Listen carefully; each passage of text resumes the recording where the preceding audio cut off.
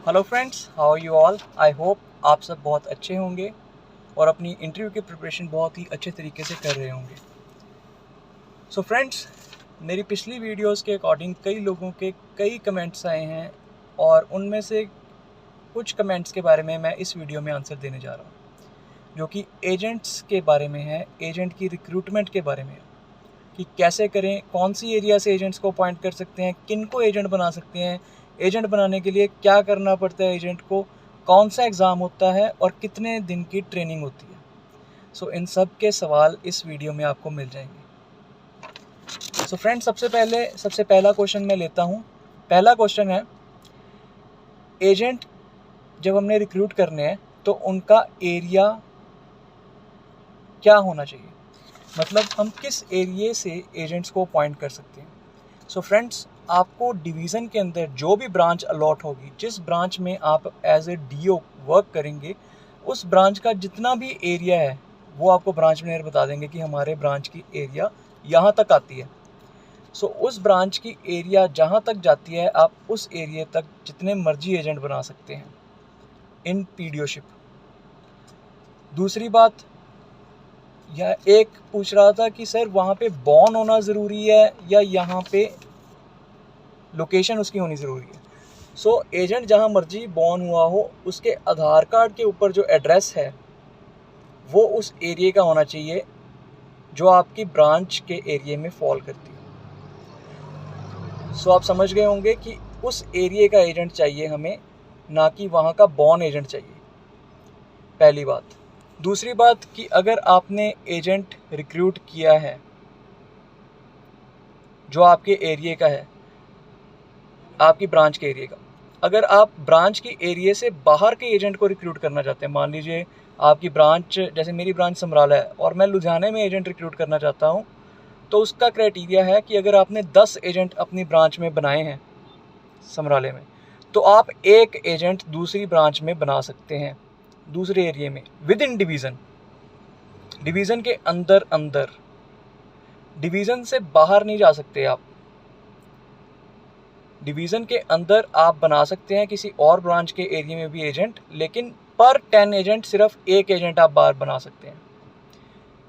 दूसरी बात मैं क्लियर कर दूं, अगर आप एसबीए बन जाते हैं, सीनियर बिजनेस एसोसिएट, एक डीओ एक एसबीए भी बन जाता है। एसबीए बनने के बाद उसे ऑफिस मेंटेनेंस अलाउंस भी मिलता है, वो अपना खुद का ऑफिस बना सकता है और उसे ऑफिस आने की ज़रूरत नहीं होती, ब्रांच ऑफिस आने की ज़रूरत नहीं होती, वो अपने ऑफिस में ही अटेंडेंस लगा सकते हैं अपनी। सो अगर आप एसबीए बन जाते हैं, आपका काम अच्छा चल रहा है और आप 3 साल के बाद एसबीए बन सकते हैं। अगर आप एसबीए बन गए तो आप पूरे इंडिया में जहाँ मर्जी एजेंट बना सकते हैं, लेकिन कंडीशन सेम है, 10 के ऊपर एक agent. So this was all about कि कौन से एरिया में हम एजेंट बना सकते हैं। हम पीडीओशिप में आप पहले अपनी ब्रांच के एरिया में एजेंट बनाएंगे, उसके बाद अगर आपके 10 एजेंट क्रॉस हो गए तो आप अपनी डिवीज़न के अंदर किसी और ब्रांच में भी एजेंट बना सकते हैं। और अगर आप एसबीए बन गए 3 या 4 साल के बाद, तो आप पूरे इंडिया में पर 10 एक एजेंट लगा सकते हैं। सो ये आपके पहले क्वेश्चन का जवाब है।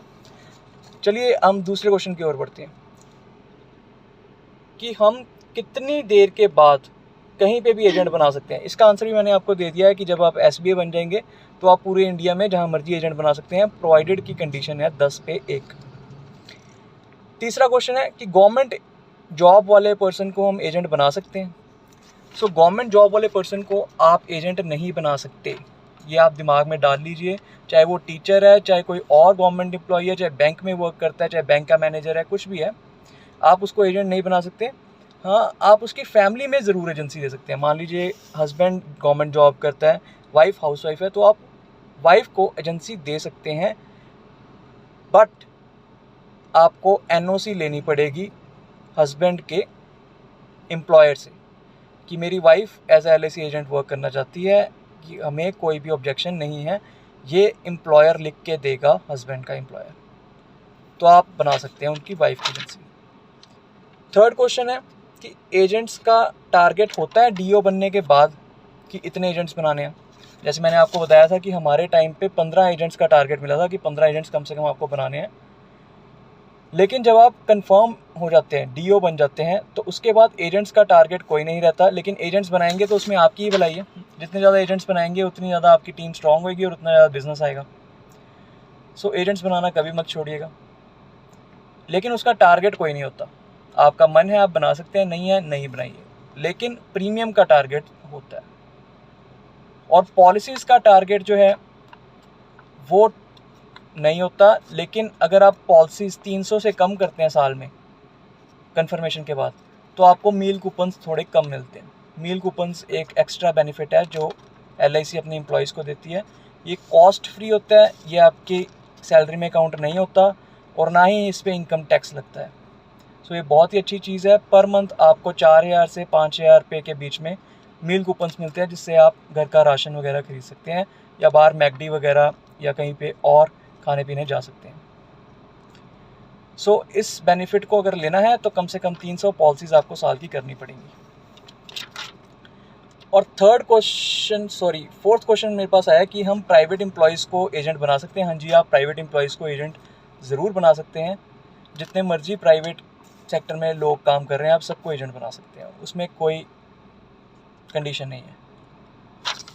और लास्ट क्वेश्चन जो मैं आज इस वीडियो में कवर करने जा रहा हूँ वो है कि एजेंट की ट्रेनिंग कितने दिन की होती है। सो एजेंट की ट्रेनिंग जो है वो 48 आवर्स टू 72 आवर्स की होती है। ऑनलाइन एंड ऑफलाइन दोनों मोड में हो जाती है। अगर आप ऑनलाइन ट्रेनिंग कराना चाहते हैं, ऑनलाइन ट्रेनिंग भी हो जाएगी, स्पेसिफिक इंस्टीट्यूट्स के नाम है, उनके थ्रू ही होनी चाहिए। अगर आप ऑफलाइन ट्रेनिंग कराना चाहते हैं तो आप डिवीज़न भेज सकते हैं DTC में, या जो ATC एलोकेटेड है, जैसे जलंधर में ATC है, यहाँ पे DTC है लुधियाना डिवीज़न में, वहाँ पे आप एजेंट्स को अपने भेज सकते हैं ट्रेनिंग के लिए। और ट्रेनिंग के बाद जब उनकी उस 48 आवर्स से 72 आवर्स की ट्रेनिंग हो गई, उसके बाद वो IC38 का एग्ज़ाम देंगे। उस ट्रेनिंग में IC38 के बारे में ही बताया जाता है और कैसे बिज़नेस प्रोक्योर करना है, प्रोडक्ट नॉलेज, ये वो सब कुछ बताई जाती है।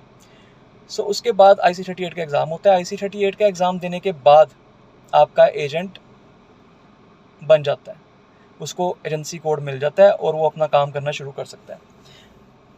So this was all about today. So अगर आपका कोई और क्वेश्चन है आप वो भी मुझसे पूछ सकते हैं। इस वीडियो में आपके ज़्यादातर क्वेश्चंस कवर करती हैं और मैं कोशिश करूँगा जो क्वेश्चंस रह गए उसको मैं नेक्स्ट वीडियो में ज़रूर कवर करूँ। So all the best guys, अपनी प्रिपरेशन ज़ोरों से रखिए and you all will make it to the LIC ADO। Thank you.